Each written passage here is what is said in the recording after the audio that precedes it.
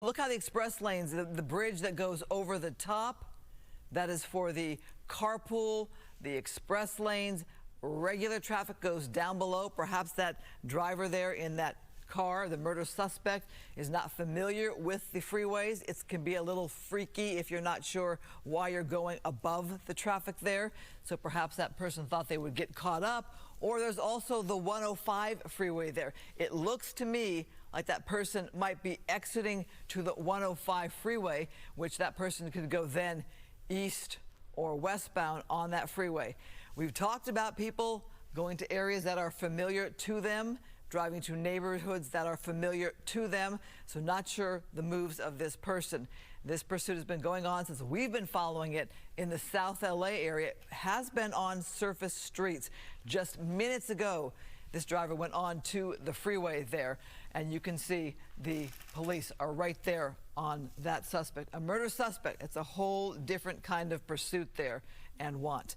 Let's bring in police specialist Dennis Zine. So Dennis, I apologize there. My audio there picking up on my cell phone here as I'm covering this as well. Dennis, you've been a police officer for a long time, now a reserve officer. As you see this one, you hear murder suspect. You think what if you're following this vehicle in an LAPD car? Well, Christine, this is one of those highly dangerous pursuits with a 187, a murder suspect, apparently under surveillance by detectives. They tried to initially, I believe, make a stop, and the pursuit was on. So now they're down in the Harbor Division. They've gone on and off the freeway for a bit. So this is a highly dangerous situation. If he's wanted for 187 or murder, there's no telling what the individual is going to do. Commuter time, it's a little after 4. We know the traffic is going to get more and more congested. So you've got all the dangerous components here, and it's a very dangerous pursuit with a fleeing possible murder suspect. So 4 o'clock, we think of that kind of being the start of rush hour. I always say to people in LA, if you got to be anywhere of any distance, leave by 3:30. So not surprising to see traffic already starting there. That driver taking those express lanes from time to time, we know those are open to those that are carpool or those EV stickers for the moment. Much more open from time to time compared to the other lanes to the right. Dennis, that allows that driver to keep on going with not as much traffic there. Exactly, and the suspect will utilize that to their advantage. The ground units, and they will not normally have motorcycle officers involved in pursuits such as this, just because of the danger to the motor officer and the public. So they're using the chopper to keep observation. They're going to be overhead and then broadcasting to the units, but then the units on the ground, on the freeway in pursuit, they need to be very cautious. They don't want to create more hazards to the motoring public that are probably going home from work or home from school. So there's a lot of dangerous factors involved. But when you're chasing a fleeing felon, a possible 187, a murder suspect, that is the highest priority.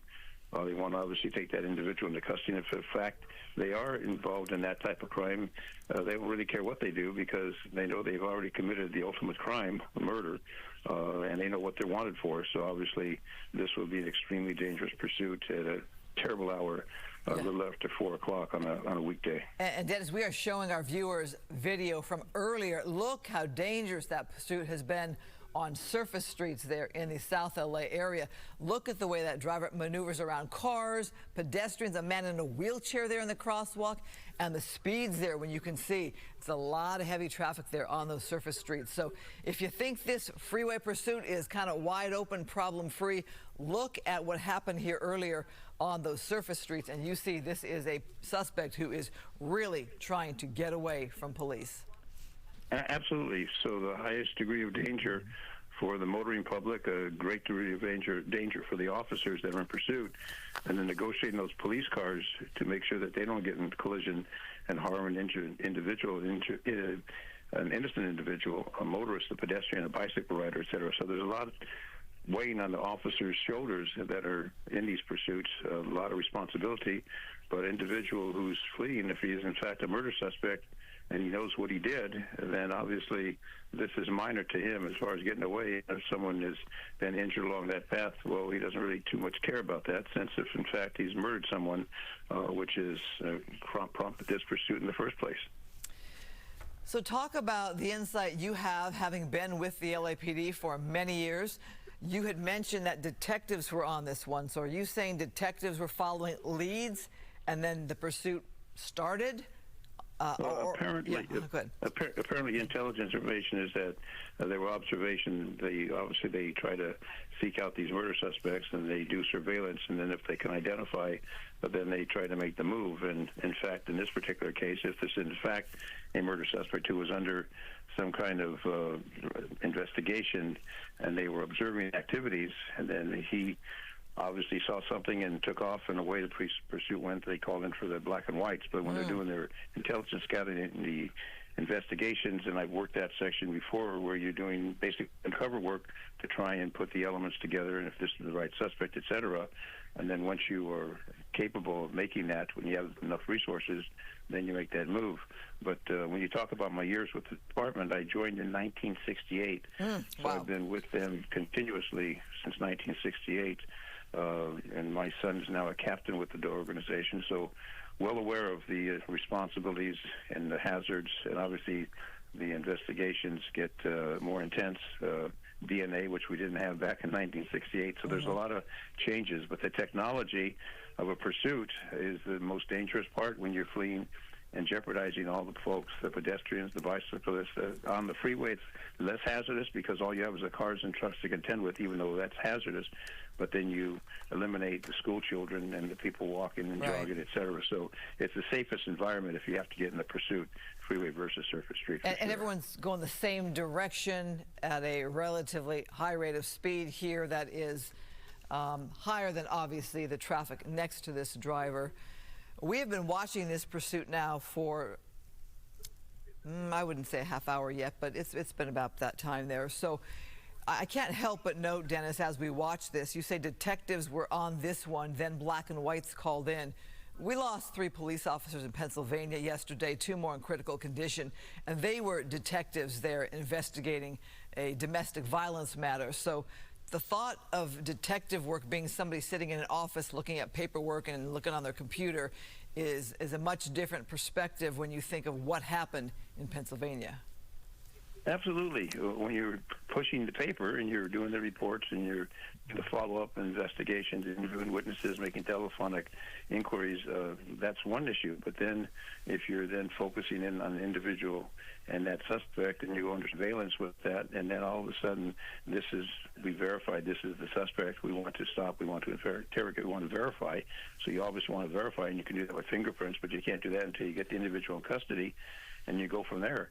So while the detective work is a lot of painstaking effort, you have a lot of reports to go through, a lot of investigation, a lot of analysis with Scientific Investigation Division. There's a lot because people's freedom is very important, and we don't want to arrest the wrong people. We want to arrest the people who committed these crimes. So there's a lot of investigation, and once they get that case and they believe this is the individual beyond a reasonable doubt, then they take that effort to take them into custody.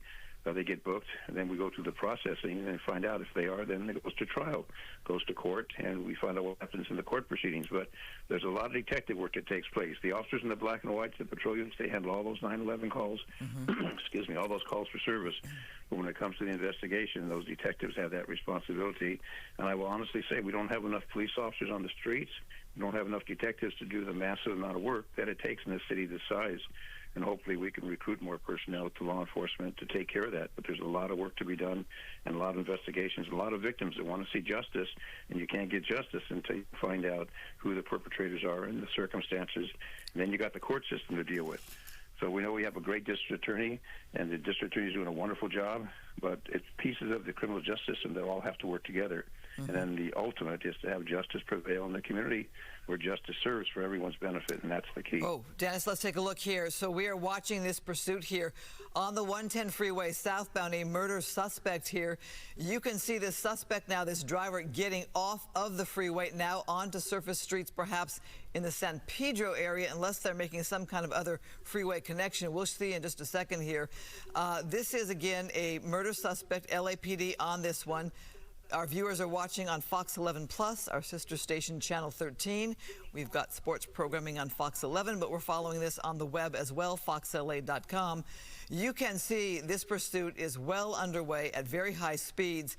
Let's try to get a feel for where this suspect is going here in the San Pedro area after having been on the 110 southbound from South LA, Southeast LA, as we continue to follow this here. Oh, interesting moves there. Now, we saw a lot of strange moves by this driver on surface streets. Oh, is this the wrong direction? My goodness, very dangerous. Wrong direction, those semis there. Wow, that's really dangerous now. Not sure if the suspect knew what they were doing or where they were going. Very scary for all of those other motorists there as this car is barreling toward them. They have no idea what's going on. Okay, at least now we are back going the right direction. But Dennis, you see how scary it is and how much this driver is doing to get away from police at all costs.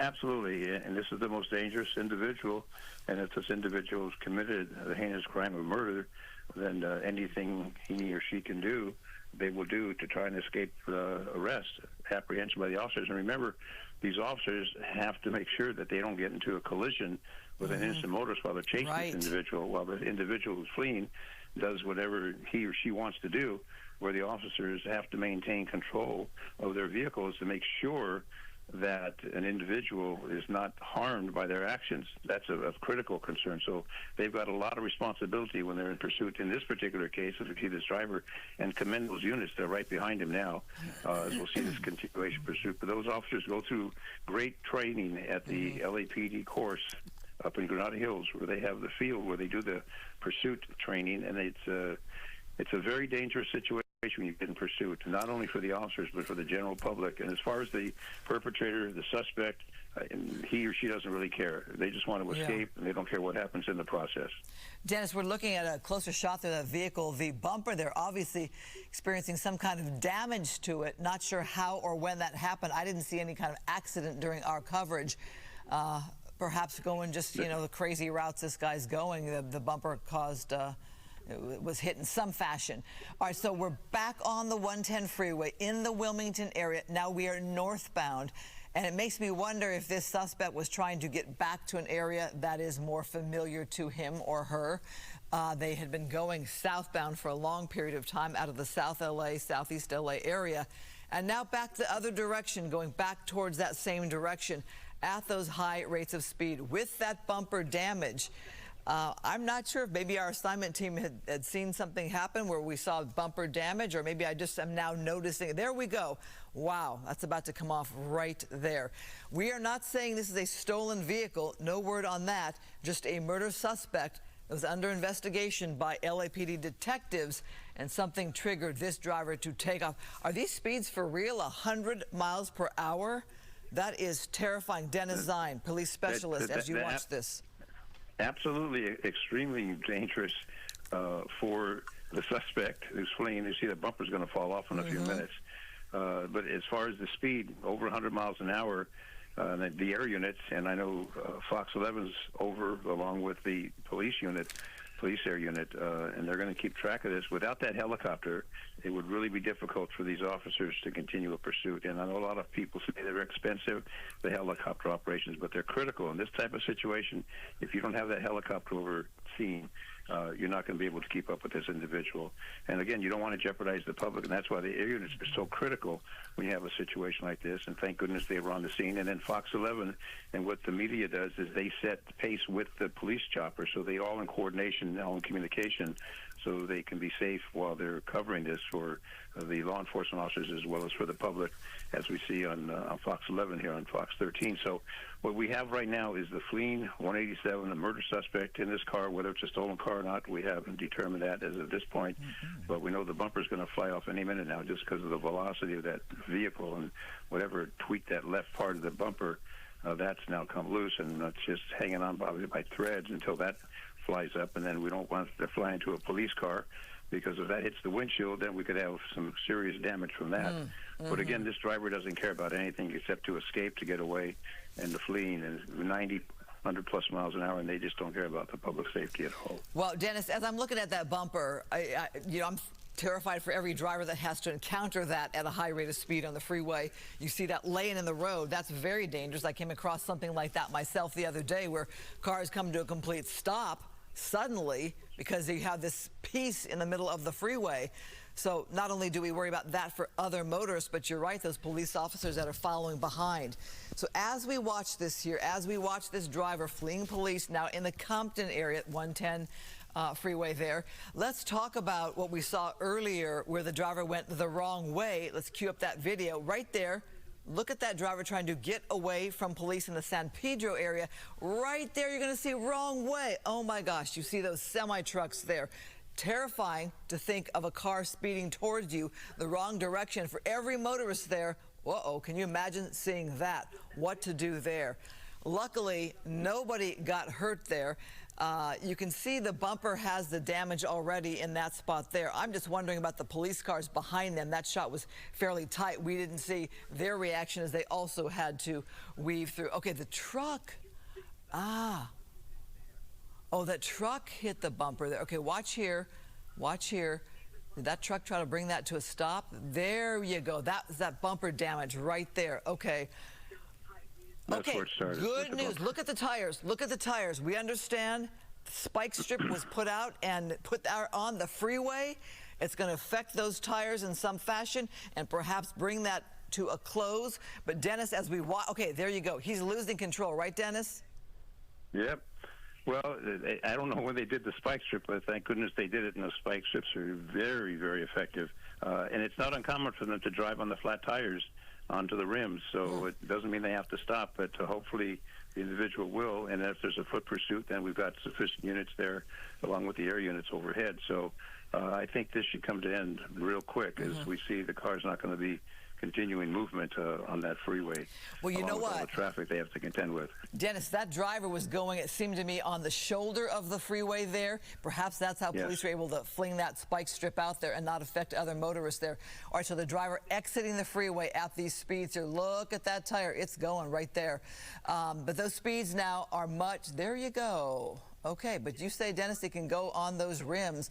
Oh, yeah. Yeah, they will. Yeah, they will. But as far as the spike strip, the deployment of that is a critical deployment. The officers have to maintain their concealment so the individual doesn't run into them. So there's a lot. There goes the tires go on of the left. It seems like the left front tire seems to go on all these pursuits, and they go on the rim. We've seen that a couple of days ago. This individual will continue until they give up. But then sometimes they try to do a carjacking while they jump out and try to get into a car. So people, keep your doors locked, keep your windows up, turn on your air conditioner. Just don't ride with your window open, your arm hanging out the window, because that's why you can become another victim, and they throw you out of the car, take the car, and away they go. Right. These people have absolutely no conscience and no civility. It's just they want to get away, and they'll do anything and everything to get away. And if they've committed murder, the most heinous crime, then obviously nothing else really matters to them. Well, we know that from history. These are the slowest we've seen these speeds in this pursuit. I don't know if it's the car or there's just traffic now as well on the streets here of Compton as we are coming up on 4:30. We call it, you know, the busy hour, commuter hour. You call it rush hour just about here in L.A. So the speeds could be that, or it could be the difficulty of driving the car, or the driver realizing, hey, this pursuit isn't going to go that much longer, being that I've been going 100 miles per hour.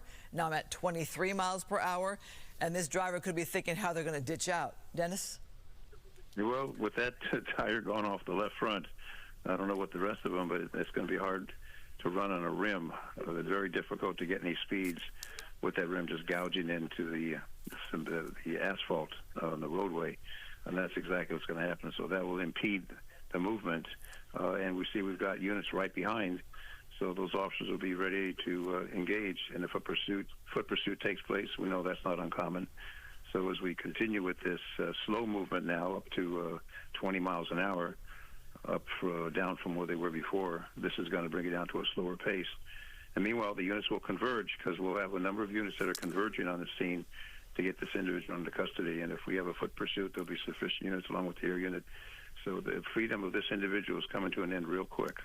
You have to wonder the backstory here of this being a murder suspect, detectives investigating this one, and then the driver flees, and black and whites, as Dennis told us, were called in. This wasn't something that they were like on a crime scene call, apparently.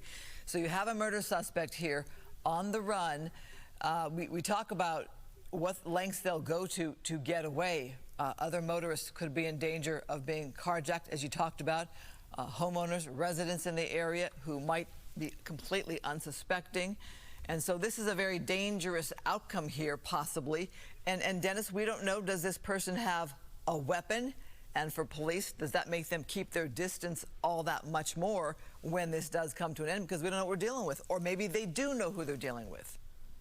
Well, they won't know for sure until they get the individual out of the vehicle. I mean, there's suspicion. The positive idea is when they get the individual in custody. That's when they'll make for sure what it is. But the individual, if they have a weapon, obviously the officers will be well prepared when they exit the vehicles, and they'll take the position of advantage and do the commands that we've oftentimes heard.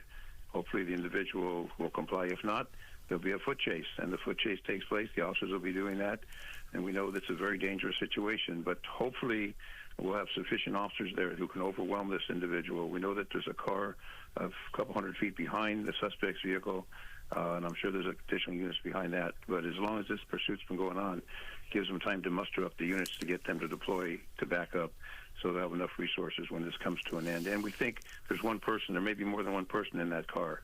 You've got to think of all options and all possibilities to make sure that you can go home at night to your family and the suspect goes to jail where they belong. But this horrendous driving is reflective of an individual who is fleeing at all costs. It doesn't matter what the jeopardy of the public is. They want to get away, and they'll do everything they can to get away. And fortunately, our heroic officers pursue. They do what they need to do. We've got 3 black and whites, and I'm sure there's a supervisor there, so there's a fourth.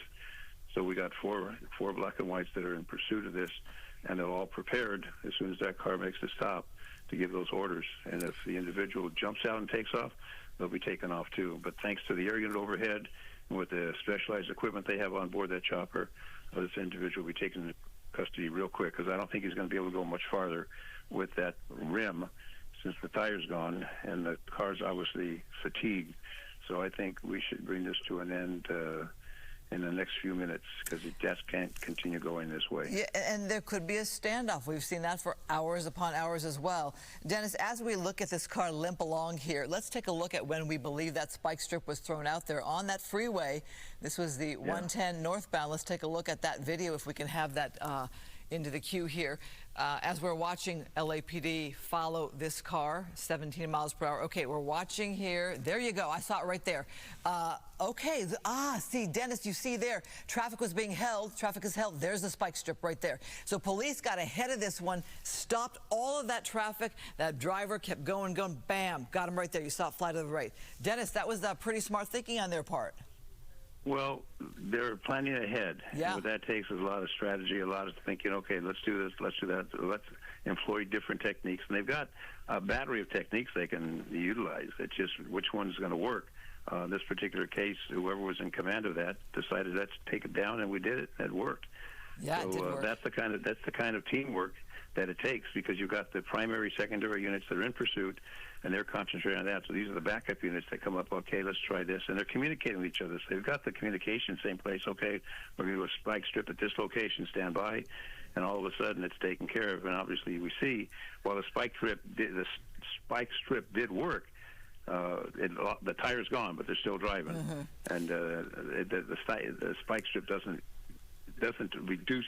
It reduces the speed, let's say that. Reduces the speed, but they'll still go on that rim until that rim gives out. And eventually the rim will give out, or they'll give out and say surrender. Or most of the times, if they're this hot of a suspect, they're going to run. They're not going to just get out of the car, put their hands up and surrender. Well, that to me, having covered many pursuits with you as well, was really quite amazing to see. So I'm thinking of all the pre-planning of police thinking, okay, this guy's driving what appears to be, if I have this right, on the shoulder of the road. So there are no other motorists on the shoulder. So let's stop traffic. And we've all, I think, been on the freeway where police have called a break, where they have to slow all of that traffic going down the freeway to bring it to a halt. and that driver not even guessing what was going on. That driver probably thought there was just backed up traffic, you know, as we see in LA during rush hour, and just thought, hey, I'm on the shoulder, I get to keep on going, and bam, that spike strip was right there.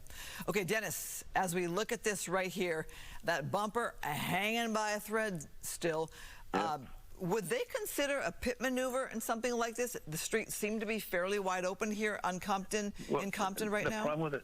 The problem with a pit maneuver, if the individual is armed, then you're going to have shots fired, and it's not worth it. It's worth holding back, letting this car finally become disabled. But to do a pit maneuver, you're putting yourself in such close jeopardy. And if the individual does have a weapon, or if there's additional people in that vehicle that are armed, it's not worth taking a chance of getting shot. So they're going to hold back. This is not a type that just because of the hazard. Pit maneuver would be nice, but with the possibility, since it's a 187, a murder suspect, you don't want to take the chance. It's not worth getting shot over.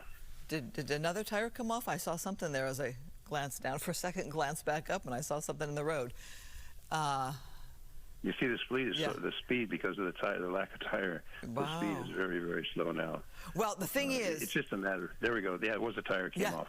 Right tire came off. So now there's the car. Instead of two tires, it's got instead of four, it's got two, and that means the back rim. I think it was a back tire that came off. So now you're going to have the left front and the right rear running on rims. Well, the thing is, nothing except ground into the pavement. Yeah, the thing is, Dennis, sometimes drivers can try to avoid that spike strip and kind of skirt around it. This one, they got straight on. That driver ran completely over that spike strip. So not a surprise that the back tires or other tires were affected besides that driver's side there.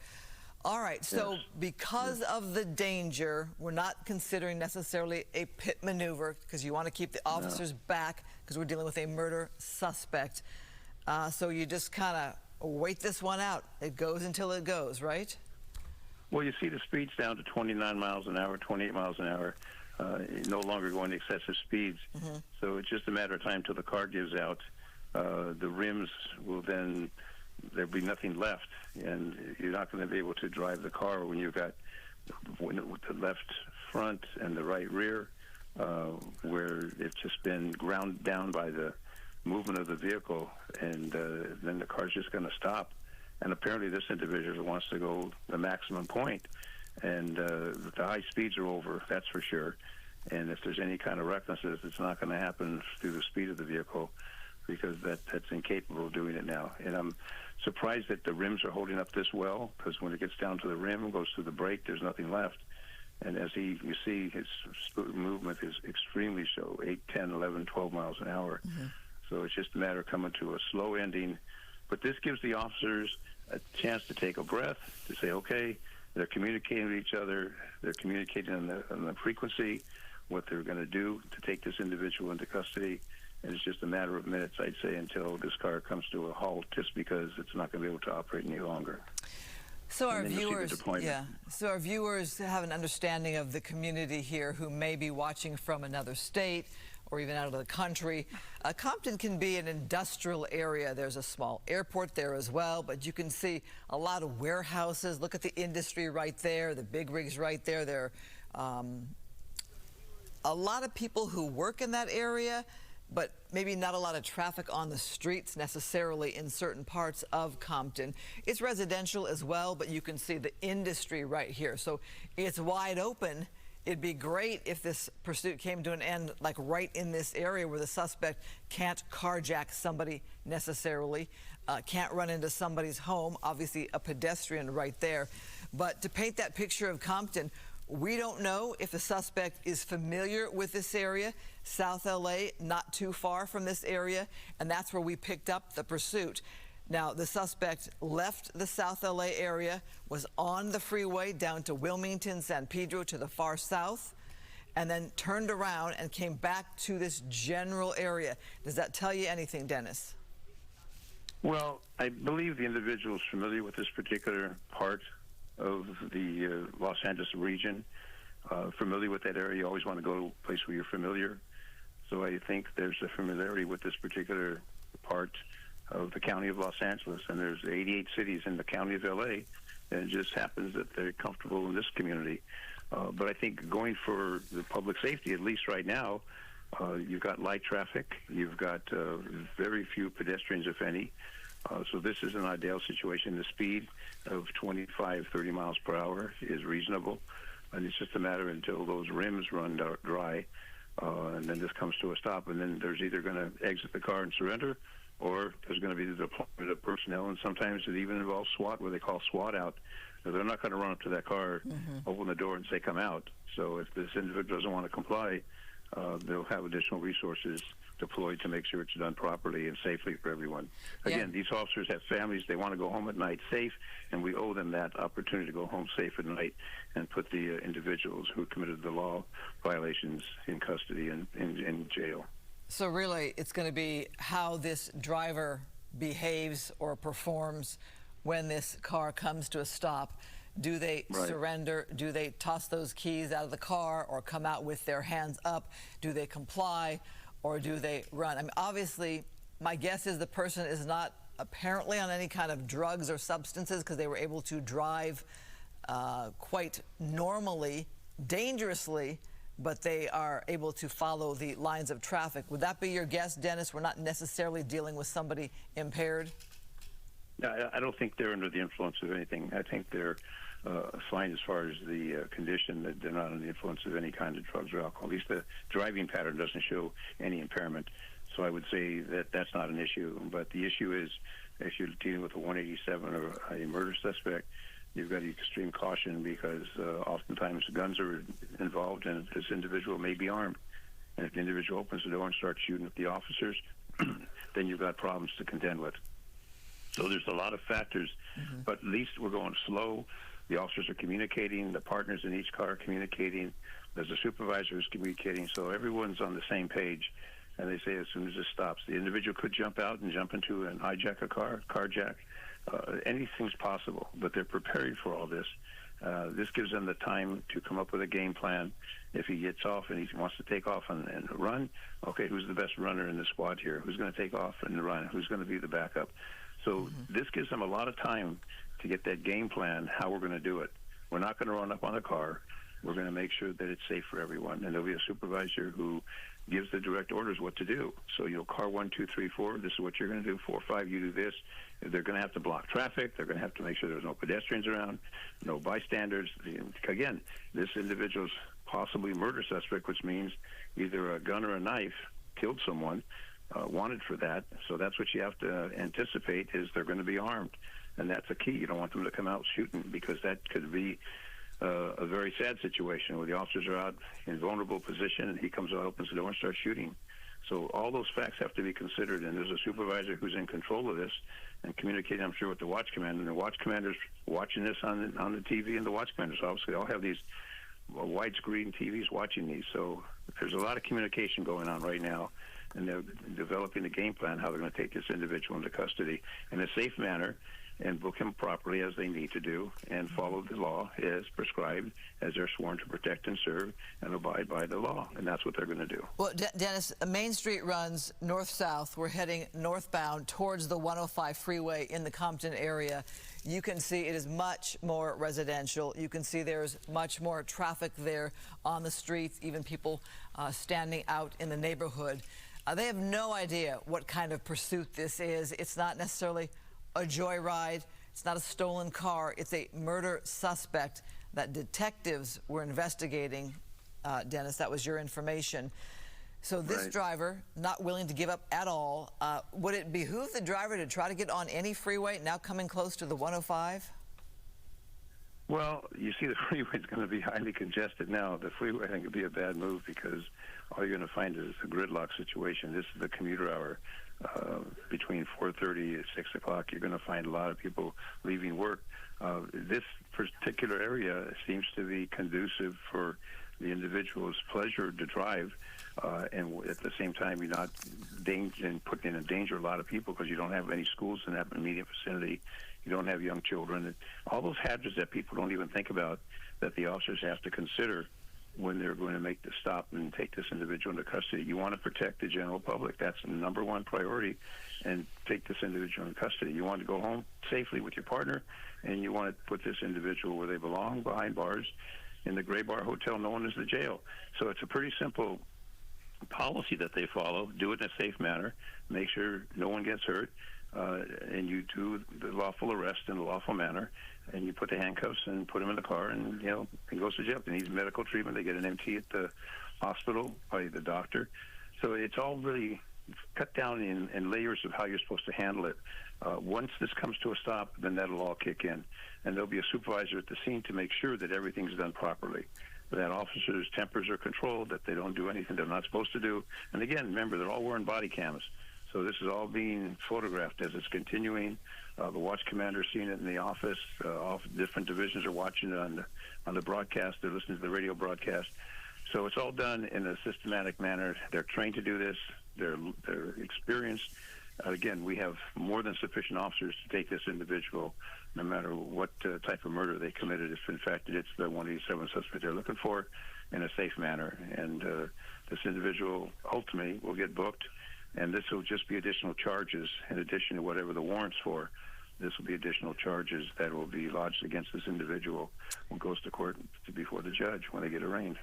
Well, we're watching this driver, I almost say limp along, given that we've seen this driver go at speeds of 100 miles per hour, just flying down the freeway and doing a lot of evasive moves on surface streets, despite red lights, despite other cars going in wrong directions as well.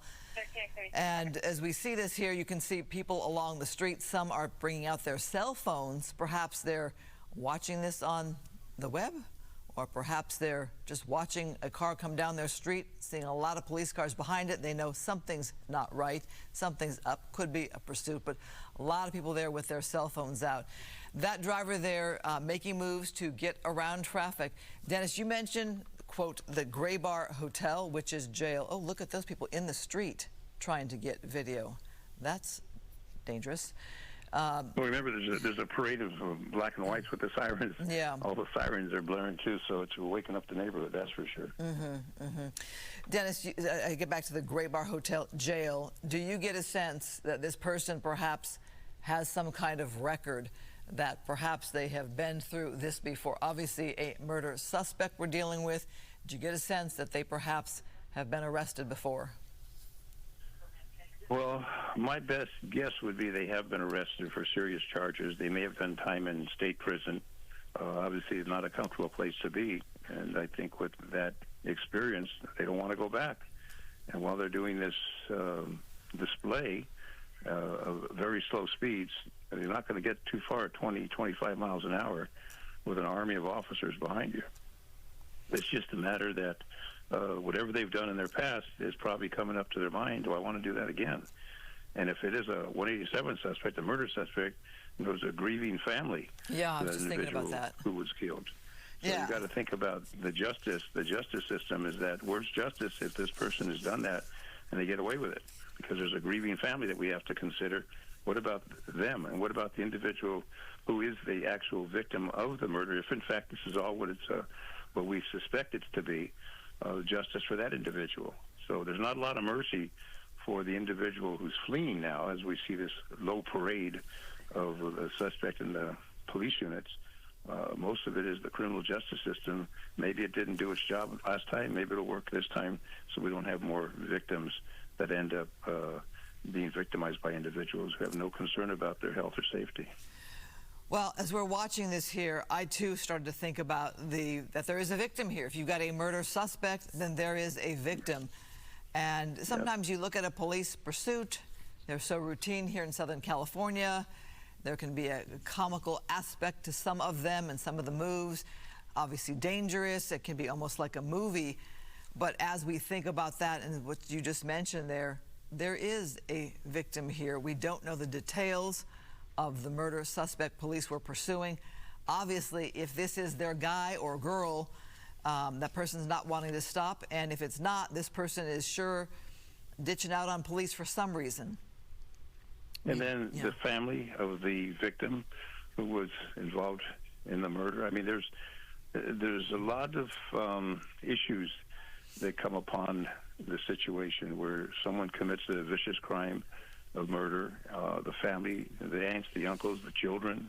I mean, there's a lot of people that are impacted. One murder There's a lot of people that are directly impacted by that murder. People die of natural causes. That's very tragic. But when it's a murder, that's not natural causes. And whether it's through a knife or a gun or whatever the case may be, there's a grieving family, and they want to see justice. And if justice doesn't prevail, you end up with less than a civilized society. So the people who are victims of this particular situation, if this all pans out as we suspect, if this individual didn't do anything, why would they continue with this pursuit? Why wouldn't they just stop and surrender and, explain it to the officers? The fact, consciousness of guilt is part of this. You're guilty, so you're going to do everything you can to try and get away.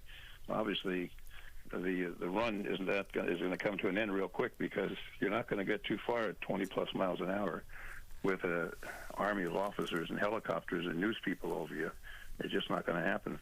But the longer they drag it on, people are looking and watching and looking. But you and I have covered these many, many times. This isn't the first time we've seen something like this.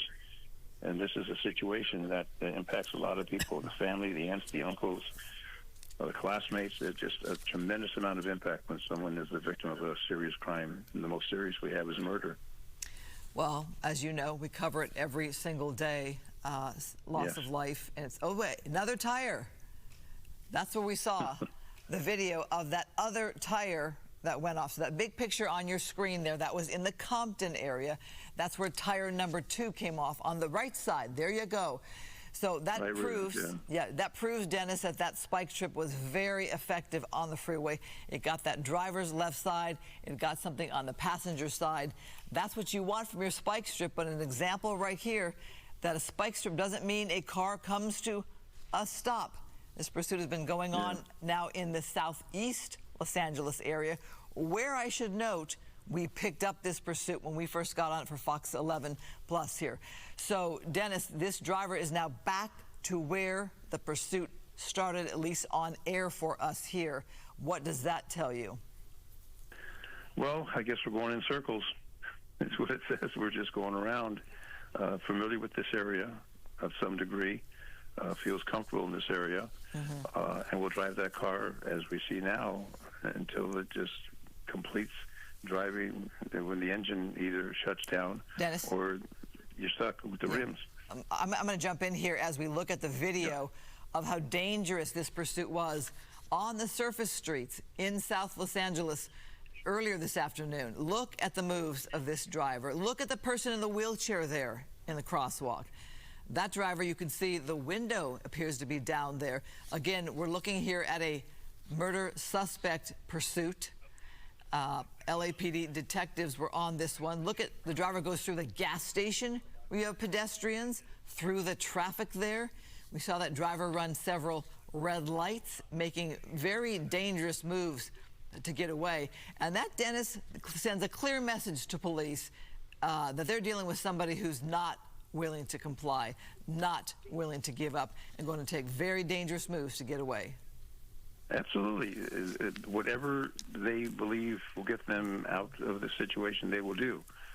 Whatever it means, running over a pedestrian, doing whatever the case may be, they have total, complete disregard for everyone. And that's a sad commentary on a human being that is in a deadly vehicle, because that vehicle is obviously going to kill people if you don't control it properly. Just no consideration whatsoever. This is the sad commentary when people are breaking the law. The most heinous is of murder. But you see the number of officers, the number of resources that are deployed to this. And if you don't have sufficient resources and he comes out shooting, we don't want to lose any more officers. And I've been to many police funerals. Their lives are very precious, and we need to maintain their safety and their security.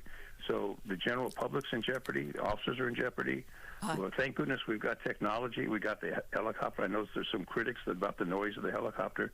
Without a helicopter in situations like this, you would really be desperate to try and keep up with the individual. I wanted to paint a picture of what the video we were just showing our viewers, and that was the driver going the wrong way, trying to loop around. The driver went 110 southbound for a number of miles, ending up in the San Pedro, then Wilmington area, looped around there going the wrong way and got back on the 110 northbound to then end up on surface streets eventually after being on the freeway. So we've been pursuing this, or following this pursuit since I think before 4 o'clock or right about that time, give or take.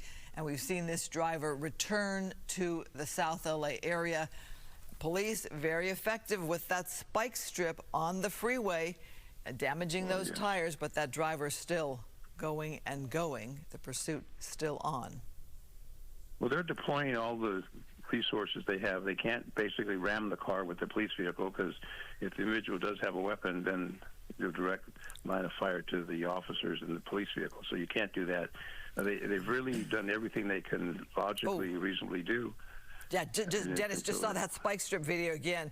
Impressive. Police stopped the traffic, deployed that spike strip as that driver was on the shoulder, it appears, of the freeway.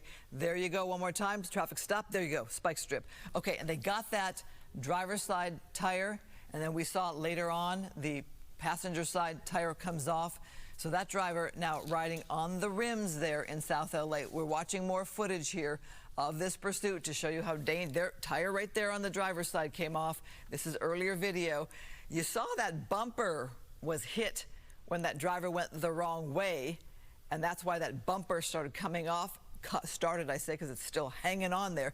And there you saw that driver's tire on the passenger side come off. So that's what we're dealing with at this hour as we're coming up on 5 p.m., the heart of rush hour in Southern California. In Compton, that driver it's got to be a very uncomfortable ride. Dennis Zine, I'll bring you back in here. For that driver riding on rims now, how does that feel to drive a car like that? I've never done that, but I'm sure it's not very comfortable. I don't know what kind of seat you'd have to make it comfortable, but when you're driving on rims, we know that there's at least two, if not three, driving on rims. I made there maybe one tire left. But those rims will give out eventually. It's grinding into that asphalt, the cement on the roadway. You got the cement, you got the asphalt. It's going to grind down where it won't move anymore, and then it starts to catch fire. I've seen that happen when the actual rim will catch fire because of the friction between that and the roadway. So what we're seeing now is a repeat, I believe, of some of the other shots that we've shown, and it's just a continuation of just wandering through at a very slow speed.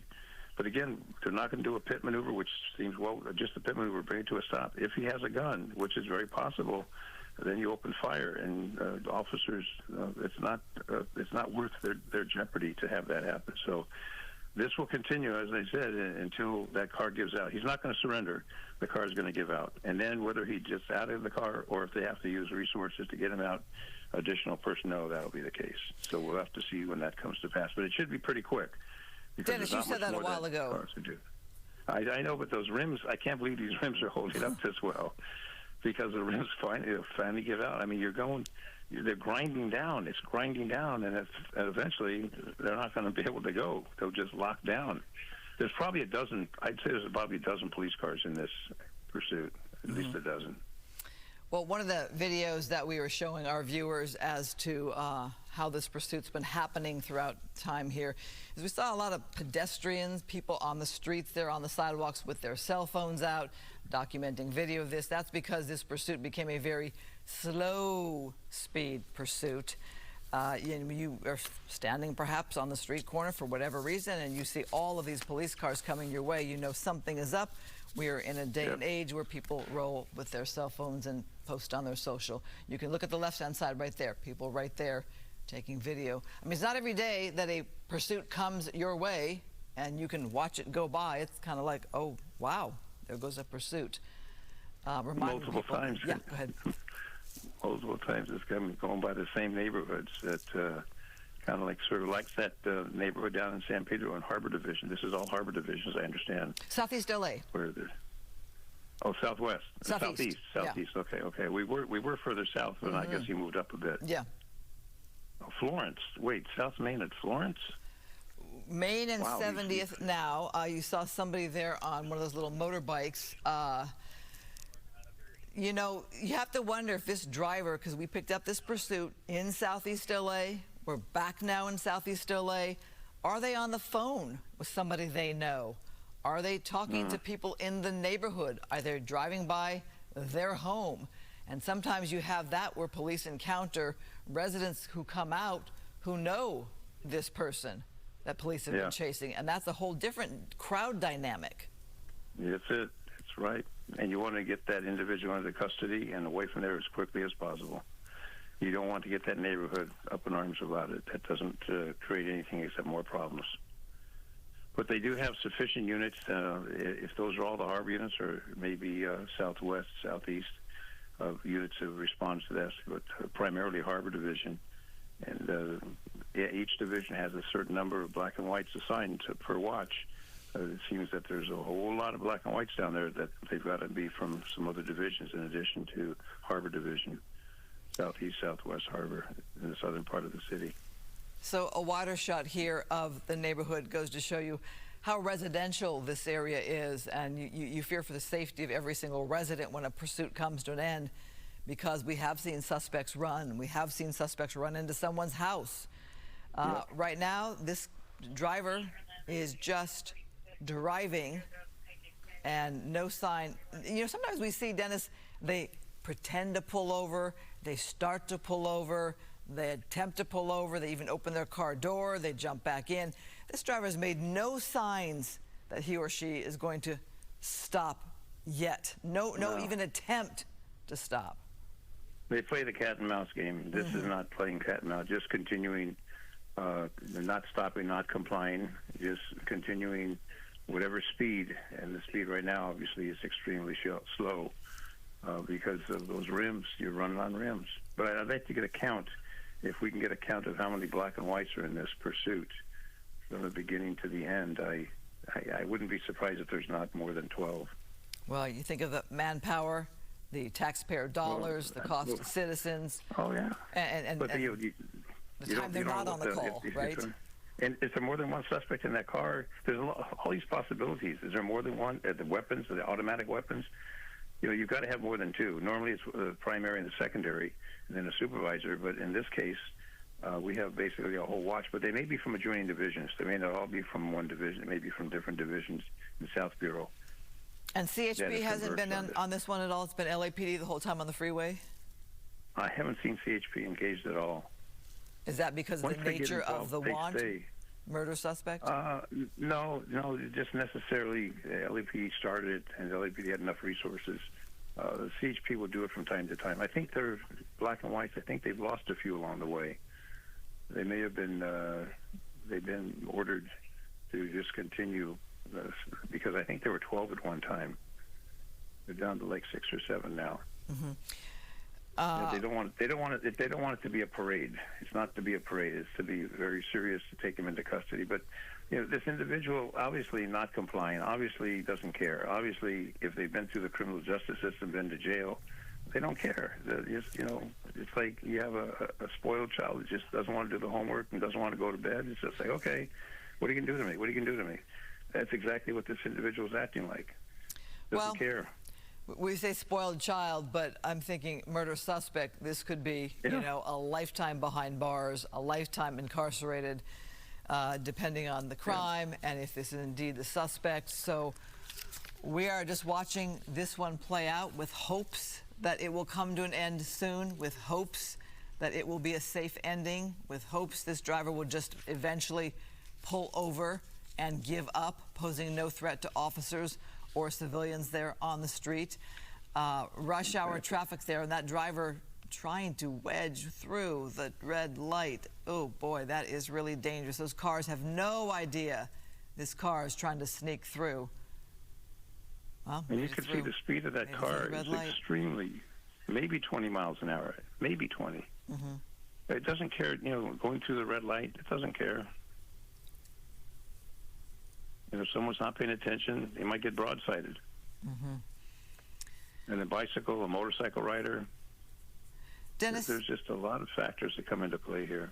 In your decades of law enforcement, would you say in your decades of law enforcement, would you say there's a pursuit every day in Southern California? Yeah, more than one. Really? When you think of the 88 cities in LA County, everything from Los Angeles, you know, the different departments, Beverly Hills, Burbank, Glendale, Pasadena, Hawthorne. I mean, there's 88 cities. There's a ton of police departments. They don't all get the coverage, but obviously CHP gets a lot of coverage, LA gets a lot of coverage, sheriffs get a lot of coverage. But they're looking for these violent criminals who committed heinous crimes. And in this particular case, if you're dealing with a murder suspect, how many victims were murdered by this alleged individual, the suspect, I should say. We can't say they're guilty because that's the judge, the jury, the court. We can just speculate, say what they're wanted for, what the suspicion is. But after that, it goes into a different level of review. And, we don't know sometimes the outcome, but we see it at this stage. And then we'll see an individual taken into custody, gets handcuffed, goes away in a police car. That's the last you hear about it. You may read it in the paper in a couple weeks, but most people, that's it. It was just a feature, and that was it. It was Dennis, Code 4. We are looking at a wide shot of Los Angeles, southeast LA. We are going to end our coverage shortly here at Fox 11 Plus and go over to Fox 11 News at 5 p.m. A lot of news to cover today, as you might imagine. Right here, I'm not sure if the chopper pulled away because of jurisdiction issues, the airport, et cetera, or if because of the top of the hour, stations are gearing up to cover other news, the bulk of the day's news. But you're looking at Southern California, wide open freeways there on this rush hour time coming up on 5 p.m. where police are looking for a murder suspect. They do have body cameras. We'll keep a watch on this. Thanks, Dennis, for joining us. You're welcome.